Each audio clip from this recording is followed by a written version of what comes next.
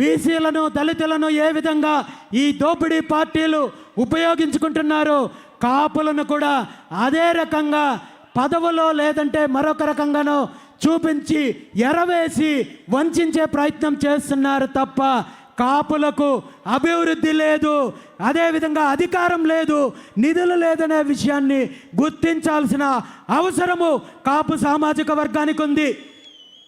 కాపు కొదమ సింహం వంగవీటి రవణ నిజంగా ఈరోజు బ్రతికే ఉన్నింటే, వంగవీటి రంగా గారు బ్రతికే ఉన్నింటే ఈరోజు ఈ దోపిడీ పార్టీలను బంగాళాఖాతంలో కడపడానికి తను జెండా ఎత్తి చెయ్యెత్తి ముందుకొచ్చిండేవాడని చెప్పి ఈ సందర్భంగా కాపు జాతి గుర్తించాల్సిన అవసరం ఉంది.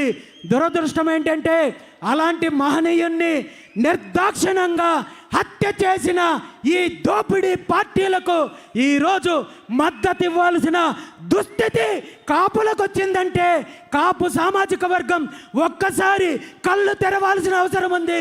మనకు కావాల్సింది బానిసత్వమా అధికారమా అనేది తేల్చుకోవాల్సిన అవసరము కాపు సమాజానికి ఉందనే విషయాన్ని ఈ సందర్భంగా తెలియజేస్తూ, నిజంగా వంగవీటి రంగన్న ఆశయాలను కొనసాగించాలనుకుంటే మీరు ముందుకు రండి, ఈ దోపిడీ పార్టీలతో యుద్ధం చేద్దాము, వీళ్ళ యొక్క దోపిడీని వీళ్ళ అరాచకాన్ని తరిమి కొడదాము, దానికి కలిసి పని చేయడానికి నేను సిద్ధంగా ఉన్నాను. మీరు సిద్ధమైతే ముందుకు రండి, నేను ముందుండి ఈ ఉద్యమాన్ని నడిపిస్తానని చెప్పి ఈ సందర్భంగా తెలియజేస్తున్నాను. ఉమ్మడి ఆంధ్రప్రదేశ్ రాష్ట్రం ఏర్పడడానికి ప్రధాన కారణమైన పొట్టి శ్రీరాములు గారి సామాజిక వర్గం, వైశ్య సామాజిక వర్గం ఈరోజు రాజకీయంగా ఏ స్థితిలో ఉంది? ఉత్తర భారతదేశంలో రాజకీయాలను శాసిస్తున్న బ్రాహ్మణ సామాజిక వర్గం ఈ రాష్ట్రంలో రాజకీయంగా ఆర్థికంగా ఏ పరిస్థితి ఉంది? ప్రతి ఒక్క సామాజిక వర్గము ఆలోచించాల్సిన అవసరము వచ్చింది. ఖచ్చితంగా ఈ దోపిడీ పార్టీల యొక్క పరిపాలన అరాచకము భవిష్యత్తులో కొనసాగితే ఈ రాష్ట్రంలో మనకు మిగిలేది చిల్లి గవ్వ కూడా ఉండదు, బిచ్చమెత్తుకునే పరిస్థితి కూడా ఉండదు. మన భూములు అమ్ముతున్నారు, మన భూములు దోపిడీ చేస్తున్నారు, వనరులు దోపిడీ చేస్తున్నారు, ఇసుక దోపిడీ చేస్తున్నారు, శాండ్ దోపిడీ చేస్తున్నారు, అదేవిధంగా మైన్స్ దోపిడీ చేస్తున్నారు, మినరల్స్ దోపిడీ చేస్తున్నారు.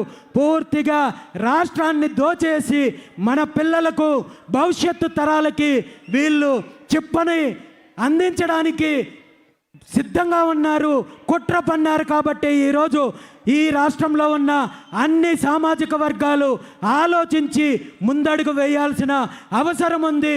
రెండు తెలుగు రాష్ట్రాల్లో రాజకీయ మార్పు రావాల్సిన అవసరం ఉంది.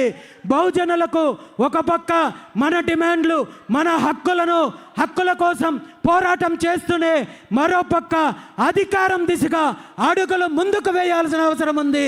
దానికి నాయకత్వం వహించడానికి బీసీవై పార్టీ సిద్ధంగా ఉంది.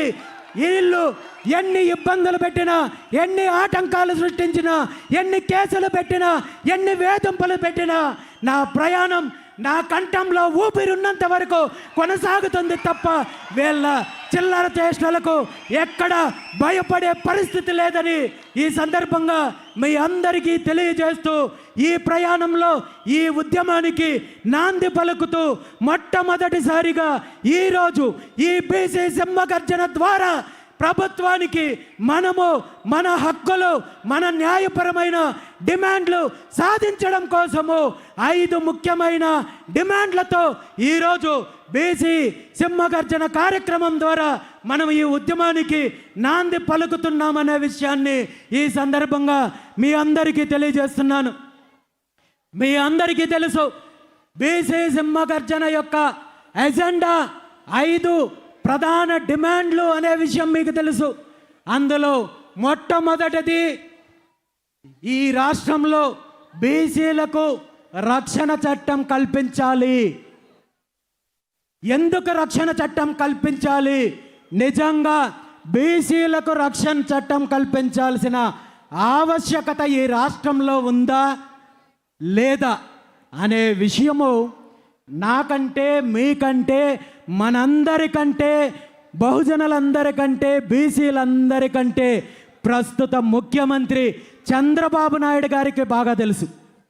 ఎందుకంటే తను ప్రతిపక్షంలో ఉన్నప్పుడు ఆనాటి ప్రభుత్వం జగన్మోహన్ రెడ్డి గారి ప్రభుత్వ హయాంలో బీసీల పైన దాడులు జరుగుతున్నాయి, హత్యలు జరుగుతున్నాయి, బీసీలను వేధిస్తున్నారు అని చెప్పి నేను అధికారంలోకి వస్తే 100 రోజుల్లో బీసీలకు రక్షణ చట్టాన్ని అమలు చేస్తానని చెప్పి ఊరు వాడ బహిరంగ సభల్లో పాదయాత్రల్లో ముఖ్యమంత్రి చంద్రబాబు నాయుడు గారు, వాళ్ళ పుత్రరత్నం నారా లోకేష్ గారు, వాళ్ళ పార్టీ మేనిఫెస్టో, వాళ్ళ కార్యకర్తలు దండోరా వేసే కార్యక్రమం చేశారు. మరి ఈరోజు అధికారంలోకి వచ్చి 20 నెలలు కావస్తోంది. ఈ 20 నెలల కాలంలో బీసీల పైన, బీసీ నాయకుల పైన, బీసీ మహిళల పైన, బీసీ ఉద్యోగస్తుల పైన అనేక రకాల దాడులు జరిగాయి, అరాచకాలు జరిగాయి, హత్యలు జరిగాయి. ఇదే అధికార తెలుగుదేశం పార్టీకి సంబంధించిన బీసీ కార్యకర్తల్ని నిర్దాక్షిణ్యంగా హత్య చేసినప్పటికీ కూడా ఈ రోజు వరకు ముఖ్యమంత్రి కానీ, లోకేష్ కానీ, అధికారంలో ఉన్న పార్టీ కానీ ఏ ఒక్కరూ రక్షణ చట్టం గురించి కనీసం నోరిప్పే పరిస్థితి లేదు. తేలుకుట్టిన దొంగల్లాగా ఈ 18 నెలల కాలంలో ఎన్ని రకాలుగా రక్షణ చట్టం యొక్క ఆవశ్యకత గురించి బీసీ నాయకులు, సంఘాలు, బీసీవై పార్టీ పోరాటం చేసినప్పటికీ కూడా ఒక్క అడుగు కూడా ముందుకు వెయ్యని పరిస్థితి ఉంది. దీని మీద ప్రభుత్వం నిర్ణయం తీసుకోకపోగా మరీ ఘోరంగా వీళ్ళ యొక్క తోకపత్రిక ఏదైతే ఉందో ఈనాడు ద్వారా తప్పుడు రాతలు రాసే ప్రక్రియను కొనసాగిస్తున్నారు. ఎప్పుడైతే బీసీ సింహగర్జన ఎజెండాని ప్రకటించామో వెంటనే చంద్రబాబు నాయుడు గారిని గత 40 సంవత్సరాల నుండి తన చీకటి రాజకీయాలకు, కుట్ర రాజకీయాలకు ఏ విధంగా వంత పాడుతూ వస్తోందో అదే విధంగా ఈనాడు పత్రిక బీసీ ఉద్యమాన్ని నీరు కార్చడం కోసము తప్పుడు కథనాలు, తప్పుడు వార్తలు రాయడానికి ప్రయత్నం చేసిందనే విషయాన్ని మనందరం చూసాము.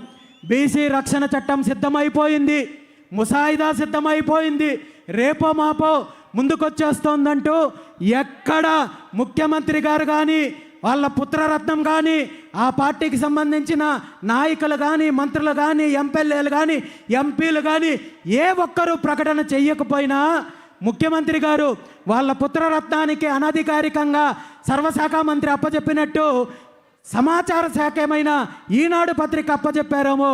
మరి వీళ్ళు ఎటువంటి ప్రకటన లేకుండా తప్పుడు రాసే ప్రయత్నం చేశారు. ఇప్పటికీ కూడా ముఖ్యమంత్రికి, ప్రభుత్వానికి ఈ బీసీ రక్షణ చట్టం అమలు చేయాలనే చిత్తశుద్ధి లేదు అనేది మనం గుర్తించాలి.